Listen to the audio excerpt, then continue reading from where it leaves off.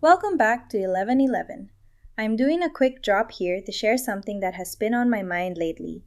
This is related to a blog post I made on LinkedIn recently about the talent gap in luxury residential sales professionals. Check it out if you're following me. Over the past few years, we've seen a rise in high end and ultra luxury residential developments across Metro Manila. Larger units, higher price points, more exclusive positioning. On paper, it looks like progress. But here's the question I keep asking. Are we building luxury products in cities that are ready to support them? Not as criticism, but as context.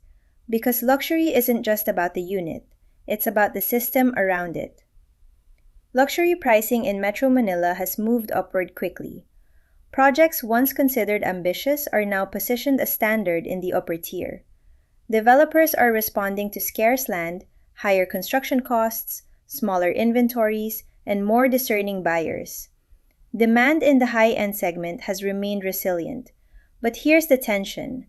We're pricing units at global levels, yet our cities are still evolving in flood control, transport efficiency, walkability, and infrastructure reliability.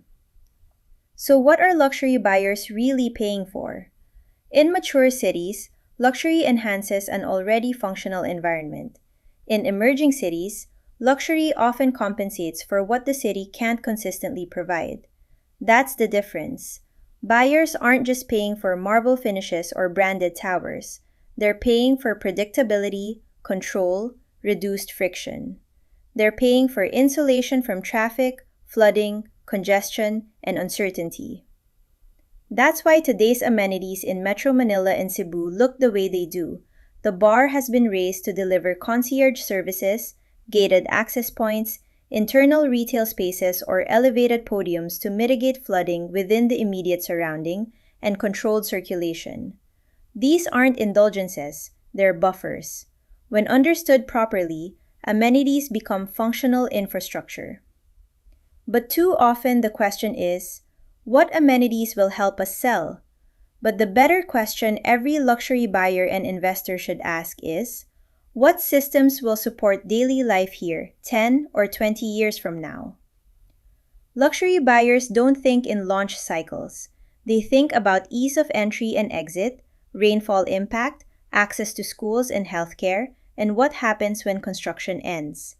A rooftop pool may close a deal, but a resilient district protects its future market value.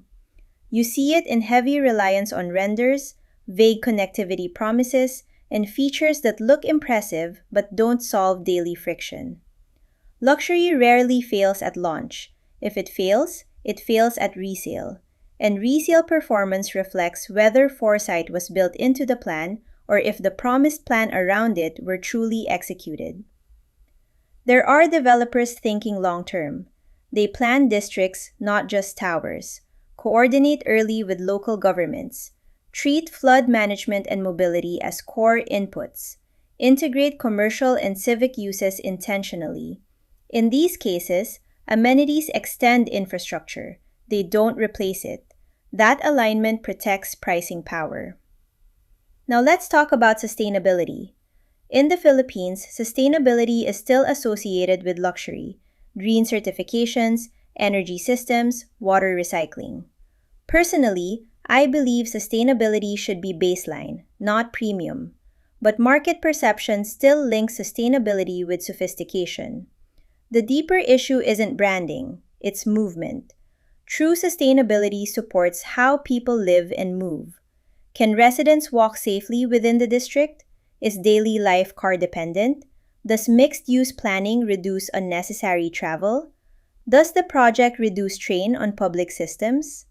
Luxury buyers increasingly care about energy stability, flood resilience, air quality, density, and long-term livability. They're asking, will this still make sense in 15 years? Sustainability becomes less about being green and more about continuity.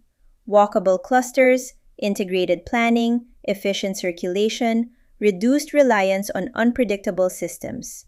That signals foresight, not because green is trendy, but because stability is valuable. Luxury demand in Metro Manila is real. but the differentiator going forward won't be finishes or height. It will be systems thinking. In emerging cities, luxury isn't excess, it's foresight. If you're a developer or investor listening, ask yourself, are buyers purchasing a unit or buying into a functioning ecosystem? Because luxury is a long game, and the projects that endure won't be the ones that sold fastest, but the ones that still make sense as the city evolves. Thanks for listening to 1111. Next time, we'll break this down by district and examine what daily life looks like in key luxury enclaves and what that means for long-term value.